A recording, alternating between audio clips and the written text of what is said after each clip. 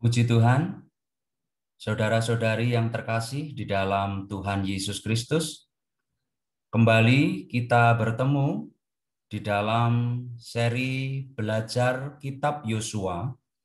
Dan pada kesempatan ini kita masuk di dalam pelajaran yang ketiga.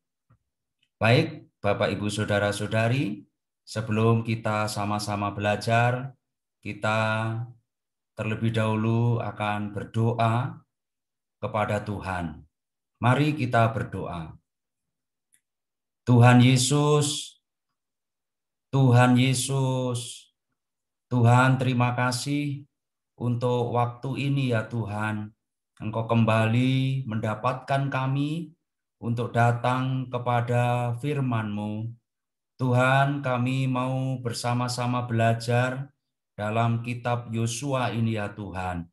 Kiranya Tuhan Kau menyingkapkan seluruh selubung kami dan Kau menerangi kami dengan terang dan wahyu yang daripada-Mu, sehingga kami dapat mengenal Dikau, mengenal kehendak-Mu melalui kitab Yosua ini. Oh Tuhan Yesus, kami sungguh memerlukan pengurapan-Mu yang mengurapi kami dan Roh-Mu sebagai roh hikmat dan wahyu yang terus mengajar dan menerangi kami. Tuhan, berkatilah pembelajaran kami saat ini. Terima kasih Tuhan, di dalam nama-Mu kami sudah berdoa dan bersyukur. Amin. Puji Tuhan. Baik, saudara-saudari yang terkasih, kita saat ini belajar di dalam pelajaran yang ketiga dari kitab Yosua. Bapak, Ibu, saudara-saudari, silakan boleh mempersiapkan Alkitab maupun alat tulis dan buku catatan, sehingga saat kita belajar ini ada satu terang yang didapatkan, dan ini menjadi satu hal yang memberkati kita, yang menuntun kita kepada seluruh kehendak Allah melalui kitab Yosua ini. Amin, puji Tuhan. Di dalam berita yang ketiga, kita beri judul Mengintai Negeri Itu. Ya, ini adalah kisah bagaimana Yosua mengirimkan serombongan pengintai untuk mengintai tanah perjanjian itu.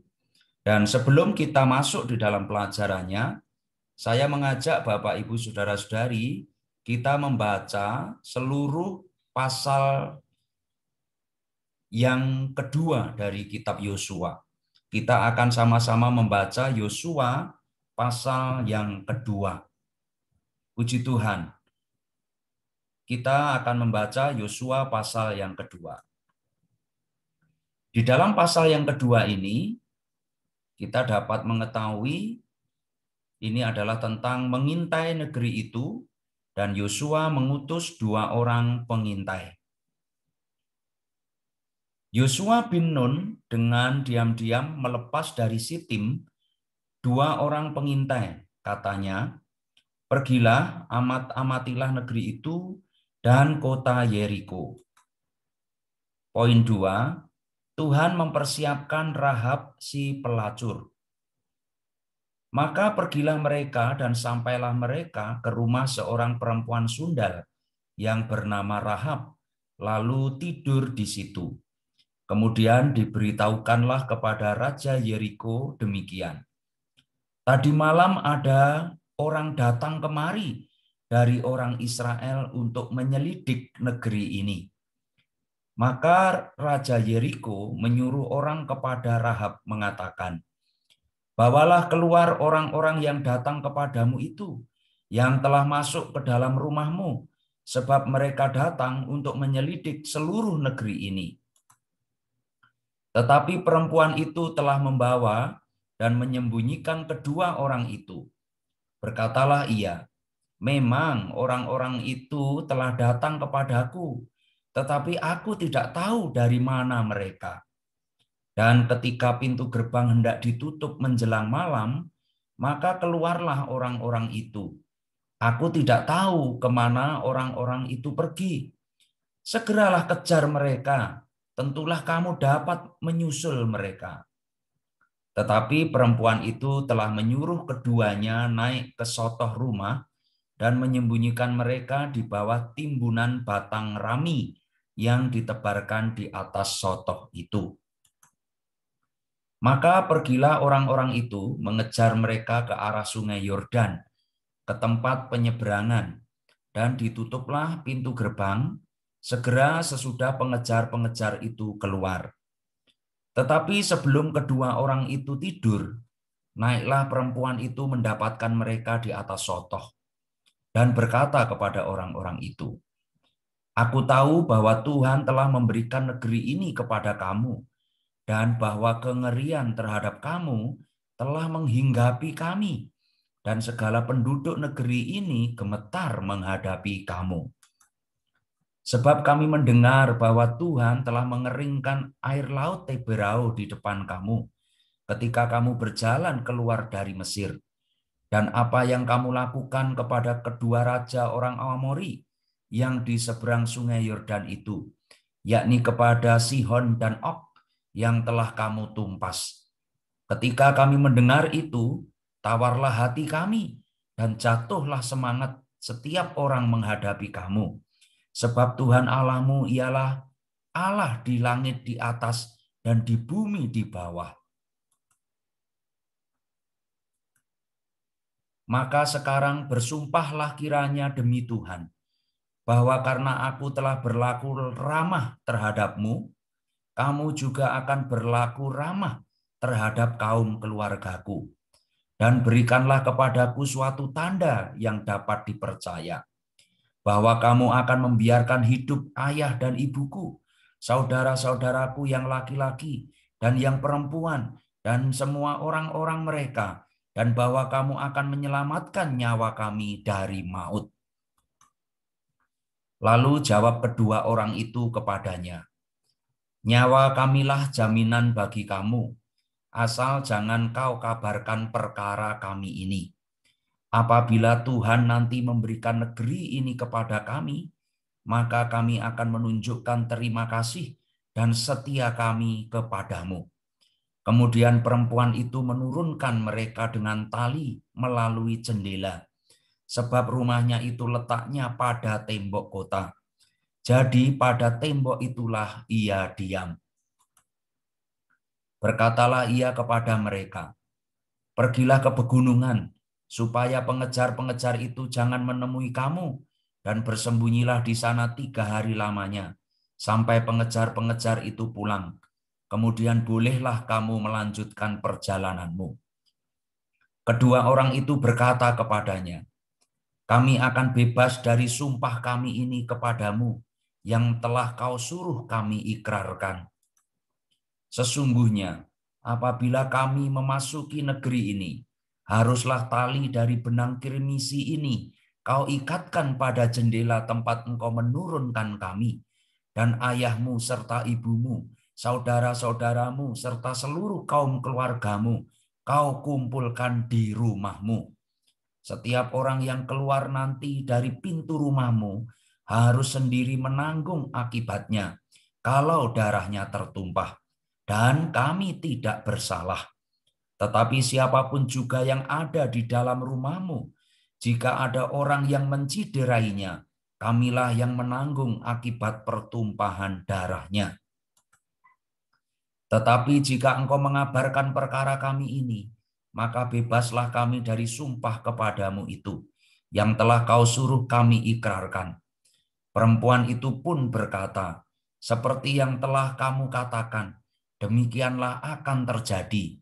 Sesudah itu dilepasnyalah orang-orang itu pergi, maka berangkatlah mereka. Kemudian perempuan itu mengikatkan tali kirmisi itu pada jendela.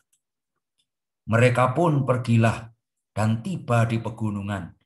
Mereka tinggal di sana 3 hari lamanya, sampai pengejar-pengejar itu pulang. Pengejar-pengejar itu telah mencari di mana-mana sepanjang jalan tanpa menemukan mereka. Poin 3, kedua pengintai itu kembali dan memberi laporan. Maka pulanglah kedua orang itu. Mereka turun dari pegunungan, lalu menyeberang dan sampai kepada Yosua bin Nun. Kemudian mereka ceritakan segala pengalaman mereka. Kata mereka kepada Yosua, Tuhan telah menyerahkan seluruh negeri ini ke dalam tangan kita. Bahkan seluruh penduduk negeri itu gemetar menghadapi kita. Puji Tuhan. Baik saudara-saudari, demikian pembacaan kita dalam Yosua pasal yang kedua. Di dalam Yosua pasal 1 menyinggung merebut tanah permai. Apakah makna yang terkandung dalam Yosua pasal yang kedua? Kelihatannya Yosua pasal 2 ini membicarakan soal mengintai tanah permai. Tetapi ini adalah konsep alamiah. Makna mendasar yang sejati dari Yosua pasal 2 adalah Allah mendapatkan orang yang tepat untuk mendatangkan Kristus. Dalam mempelajari sejarah dan nubuat-nubuat dalam Perjanjian Lama, kita perlu memperhatikan seluruh cakupan Alkitab tentang ekonomi kekal Allah.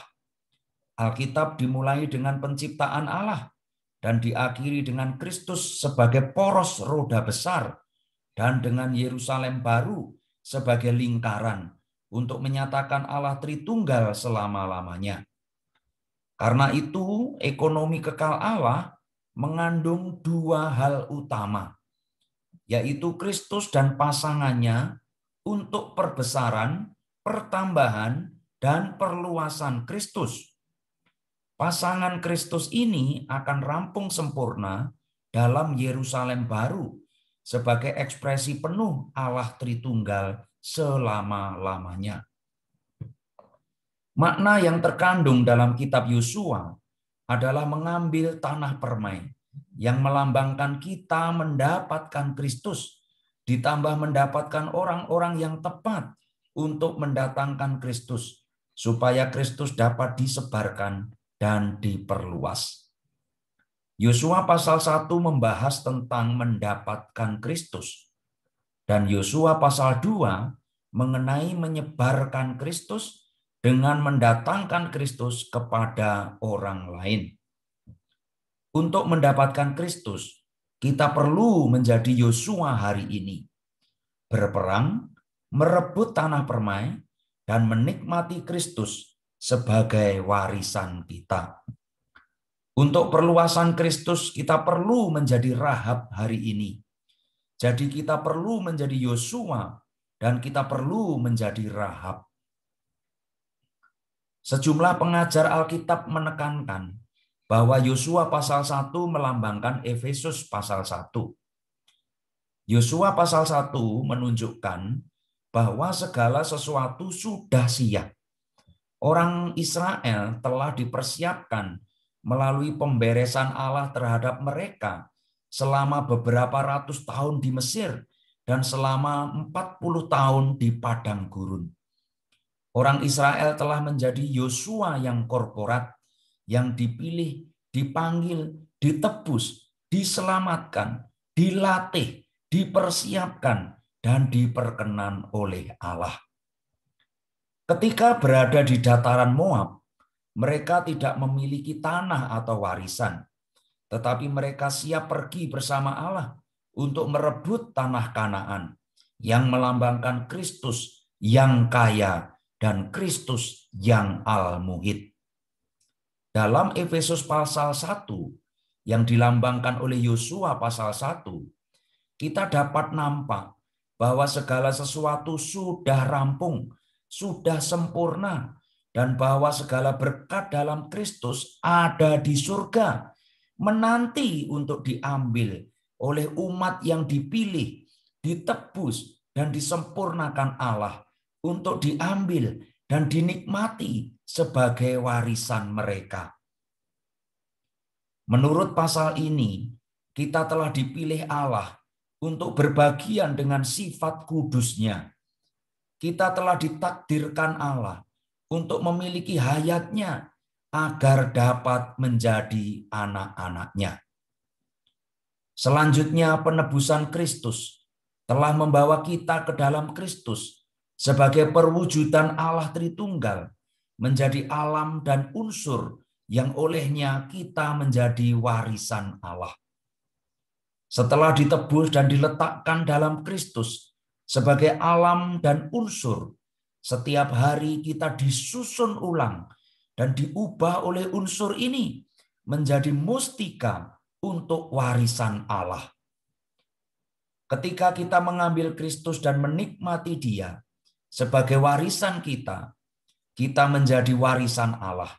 Selain itu, kita memiliki meterai dan jaminan Roh Kudus. Pemeteraian Roh Kudus adalah peresapan dan penjenuhan roh atas kita untuk mengubah kita. Jaminan roh mengatakan bahwa Allah adalah warisan kita. Di satu pihak, kita adalah warisan Allah, dimeterai oleh rohnya. Di pihak lain, Allah adalah warisan kita, dijamin oleh jaminan roh. Di dalam Efesus pasal yang kedua, menunjukkan bahwa langit ada beberapa tingkat. Kristus ada di tingkat yang tertinggi. Langit ketiga menjadi segala sesuatu kita sebagai tanah permai kita.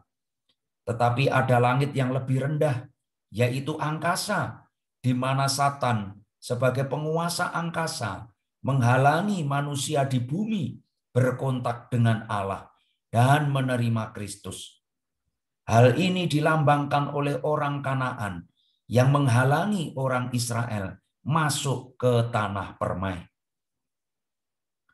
Efesus 2 juga memberitahu kita, dulu kita mati, tetapi kemudian Allah membuat kita, yaitu Rahab yang terpilih, menjadi orang yang menikmati Kristus.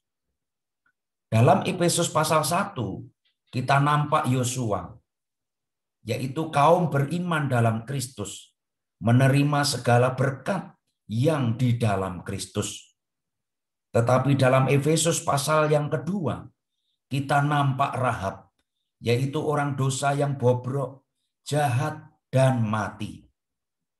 Allah melalui penebusan Kristus dapat melaksanakan keselamatannya yang dinamis untuk menyelamatkan orang dosa yang demikian, supaya Rahab menjadi orang yang menikmati Kristus.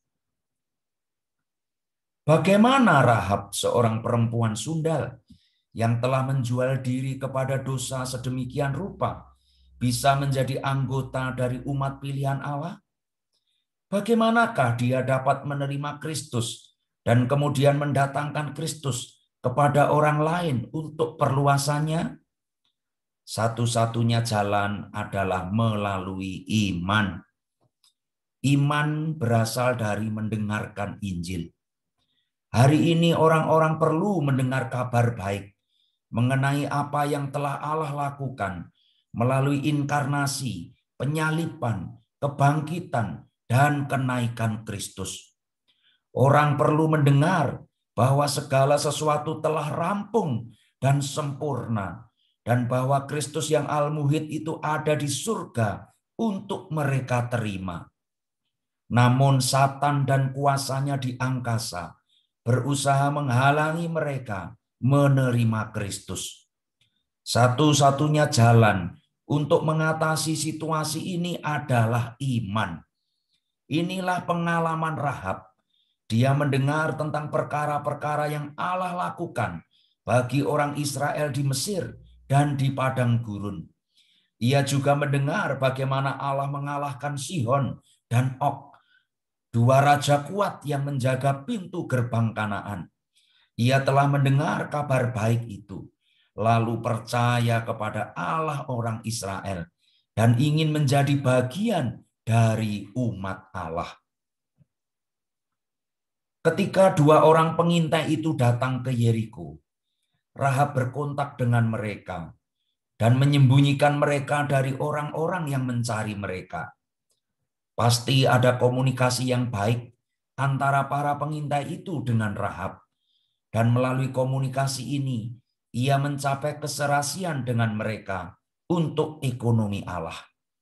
Ketika ia meminta agar mereka bermurah hati kepada keluarga ayahnya dan membebaskan nyawanya dari maut, para pengintai itu menyuruhnya untuk mengikatkan tali kirmisi di jendela rumahnya.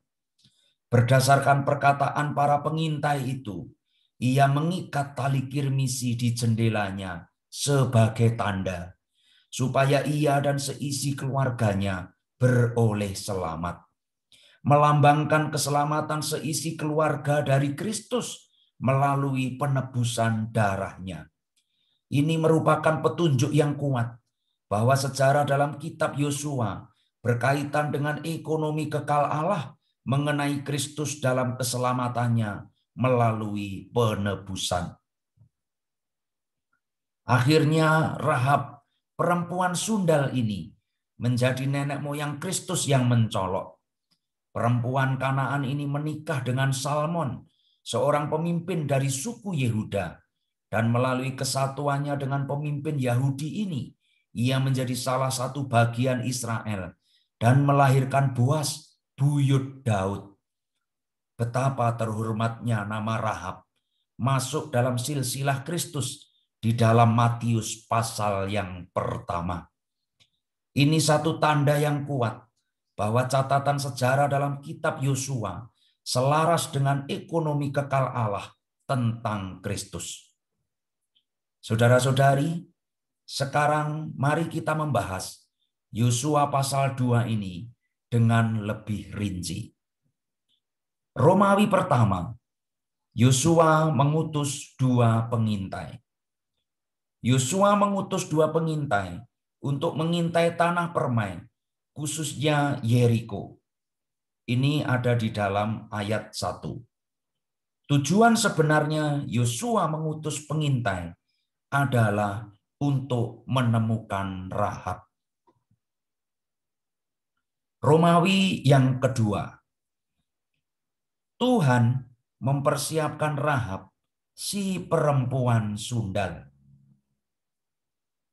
Ayat 1b sampai 22 membahas bagaimana Tuhan mempersiapkan Rahab, si perempuan sundal. Allah mempersiapkan Yosua untuk mendapatkan tanah itu. Namun perlu seorang perempuan bukan Yahudi untuk perluasan Kristus. Dan untuk ini Allah mempersiapkan Rahab, si perempuan sundal. Kita masuk di dalam poin A. Apa yang dilakukan oleh Rahab ini? Poin A. Ia telah percaya kepada Allah orang Israel. Rahab percaya kepada Allah orang Israel. Ini ada di dalam ayat 8 sampai 11. Kita juga dapat membacanya di dalam Ibrani pasal 11 ayat 31a. Ia memberitahu para pengintai itu, Rahab tahu Tuhan telah mengaruniakan negeri itu kepada umat Israel, dan semua penduduk negeri itu tawar hati terhadap mereka. Lalu Rahab mengatakan bahwa mereka telah mendengar bagaimana Tuhan mengeringkan air Laut Merah di hadapan orang Israel ketika mereka keluar dari Mesir, dan apa yang mereka lakukan kepada 2 raja orang Amori, yaitu Sihon dan Og, yang mereka musnahkan. Kemudian di dalam pasal 2 ayat 11b, Rahab menyatakan, sebab Tuhan Allahmu ialah Allah di langit di atas dan di bumi di bawah. Karena imannya kepada Allah, ia tidak turut binasa dengan orang-orang yang tidak taat. Ini Ibrani 11 ayat 31a. Baik, kita lanjut kepada poin yang kedua. Apa yang dilakukan Rahab? Di poin yang B ini, Rahab berpaling kepada orang Israel dan Allah mereka dan bersandar dalam Dia dan umatnya. Rahab berpaling kepada orang Israel dan Allah mereka, dan Rahab bersandar dalam Dia dan umatnya. Kita baca tadi di dalam Yosua pasal 2 ayat 12 sampai 13. Ia memohon agar para pengintai itu bermurah hati kepada kaum keluarganya dan memberinya suatu tanda yang dapat dipercaya bahwa mereka akan membiarkan hidup ayah dan ibunya, saudaranya yang laki-laki dan yang perempuan, dan semua orang yang bersamanya diselamatkan dari maut. Ia menyerahkan dirinya kepada mereka dan memohon belas kasihan mereka. Ini menunjukkan bahwa ia memalingkan seluruh dirinya, bukan hanya kepada Allah, tetapi juga kepada umat Allah. Lalu di poin yang berikutnya, poin yang C, apa yang dilakukan Rahab? Poin C, ia mau menerima para pengintai itu, menyembunyikan mereka, dan membebaskan mereka melalui tindakan imannya. Rahab mau menerima para pengintai itu, menyembunyikan mereka, dan membebaskan mereka melalui tindakan imannya. Ini dapat kita baca di dalam ayat 1b sampai 7, ayat 15 sampai 16, dan ayat 22. Kemudian juga di dalam Yakobus pasal 2 ayat 25. Tindakannya menerima, menyembunyikan, dan membebaskan para pengintai itu berasal dari iman. Hal ini menjelaskan bahwa imannya ia adalah aktif. Setelah menerima pengintai, ia memiliki persekutuan yang baik dengan mereka mengenai apa yang Allah ingin lakukan. Baik, kita masuk dalam poin D. Apa yang dilakukan oleh Rahab? Di poin D ini, ada tanda bagi Rahab dan seisi rumahnya untuk diselamatkan. Yang pertama, mengikatkan tali kirmisi di jendela rumahnya. Para pengintai memberitahu Rahab untuk mengikatkan tali kirmisi di jendela rumahnya. Itu di ayat yang ke-18. Sesuai dengan perkataan mereka, demikianlah Rahab mengikatkan tali kirmisi itu pada jendela. Itu di ayat 21. Lalu yang kedua, ini adalah melambangkan pengakuan terbuka atas darah penebusan Kristus.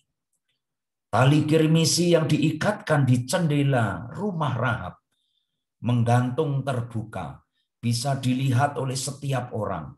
Jadi tali kirmisi yang terikat di jendela melambangkan pengakuan terbuka atas darah penebusan Kristus. Kita bisa membaca juga di dalam 1 Petrus pasal 1 ayat 18 sampai 19. Rahab membuat pengakuan terbuka sedemikian dan percaya bahwa oleh tanda ini dia dan seisi rumahnya akan dibebaskan. Yang ketiga, ini adalah menunjukkan keselamatan Allah atas seisi rumah orang dosa, bukan Yahudi. Tanda keselamatan Rahab dan seisi rumahnya menunjukkan keselamatan Allah atas seisi rumah orang dosa, bukan Yahudi. Saudara-saudari boleh membaca di dalam Kisah Para Rasul pasal 16 ayat 31. Dan kita memuji Tuhan bagi keselamatannya yang ajaib bagi seisi rumah. Kisah Para Rasul pasal 16 ayat 30 dan 31 menyingkapkan bahwa keselamatan Tuhan berlaku bagi kaum beriman perorangan, tetapi satuan keselamatannya adalah seisi keluarga. Ini juga diilustrasikan oleh kasus seluruh keluarga Nuh di dalam Kejadian 7 ayat 1 dan ayat 13.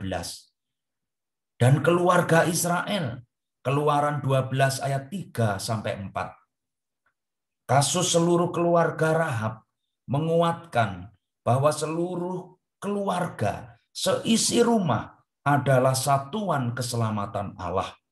Dalam Perjanjian Baru, prinsip keselamatan seisi keluarga diilustrasikan oleh keluarga Sakius dalam Lukas 19. Keluarga Kornelius dalam Kisah Rasul 11.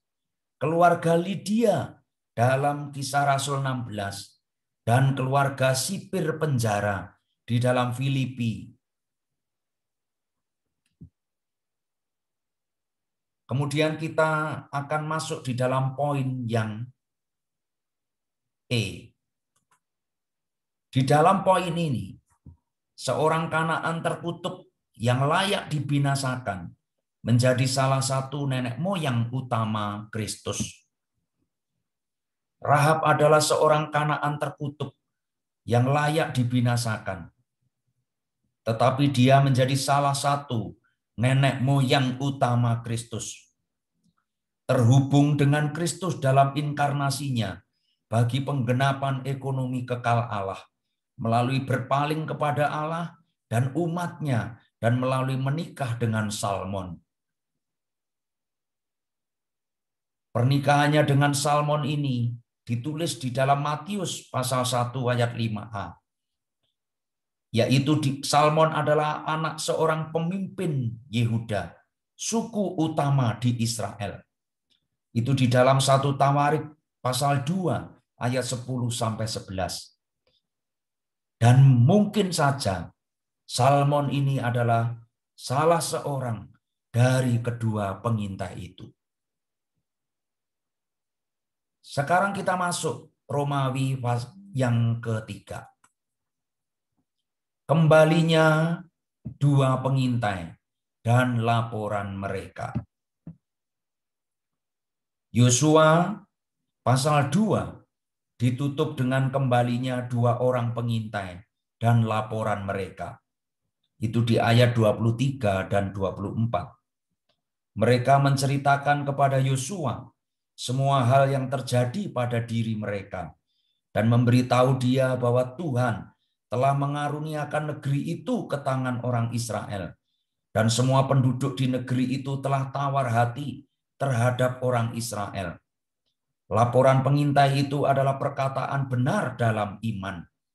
Namun orang Israel masih perlu merebut negeri itu oleh iman dalam Allah, mempersembahkan diri mereka bagi kedambaan Allah, sehingga mereka dapat berbagian dalam apa yang telah Allah capai bagi penggenapan ekonomi kekalnya. Puji Tuhan, saudara-saudari. Demikian pembelajaran kita di pelajaran yang ketiga dari kitab Yosua. Saya berharap dan saya berdoa, terang dari Tuhan, Roh-Nya sebagai roh hikmat dan wahyu itu akan semakin menerangi kita, bahwa melalui pembelajaran kita ini, kita dapat mengenal ada Allah yang mempunyai pergerakan, ada Allah yang mempunyai ekonomi, ada Allah yang mempunyai tujuan. Dan terlebih kita melihat bagaimana di dalam tujuan Allah ini, Allah melibatkan manusia. Kiranya kita semakin mengucap syukur kepada Allah. Kita semakin menyembah kepada Allah dan memuji Allah atas karunia-Nya yang telah memanggil kita. Dari sekian miliar manusia, Dia mendapatkan kita. Dia datang mendapatkan kita. untuk menggenapkan tujuannya di dalam kita. Oh saudara-saudari, kita sungguh memuji Tuhan. Tuhan yang sungguh mengasihi kita. Dia yang telah memilih, menentukan kita, dan merahmati kita melalui Kristus. Sehingga di dalam Kristus, hari ini kita dapat berbahagian menjadi keluarga Allah, menjadi bagian dari kerajaan Allah. Bapak, Ibu, saudara-saudari terkasih, dimanapun Anda berada, kita sampai di sini dan kita akan bertemu kembali di dalam pelajaran yang keempat. Tuhan Yesus memberkati Bapak, Ibu, saudara-saudari semua. Dengan berkat yang kekal, dengan berkat yang tidak binasa, dengan berkat yang selalu baru setiap hari. Haleluya. Tuhan memberkati kita semua. Amin. Puji Tuhan.